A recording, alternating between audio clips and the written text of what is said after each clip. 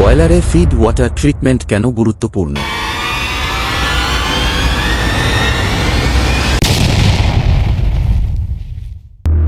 Feed water treatment গুরুত্বপূর্ণ কারণ অপরিশোধিত পানিতে থাকা খনিজ, অক্সিজেন ও অশুদ্ধি বয়লারের অভ্যন্তরে ক্ষতি করতে পারে। কঠিন পানি স্কেল তৈরি করে এবং দ্রবীভূত অক্সিজেন টিউব ও ড্রামের ভিতরে ক্ষয় সৃষ্টি করে।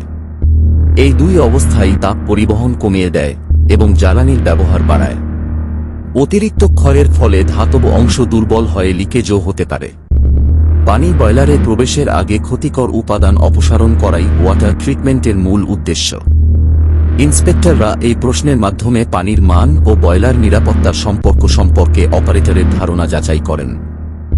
ভালো ওয়াটার ট্রিটমেন্ট স্টিমের মান উন্নত করে, রক্ষণাবেক্ষণ সমস্যা কমায় এবং যন্ত্রপাতির আজু বাড়ায়।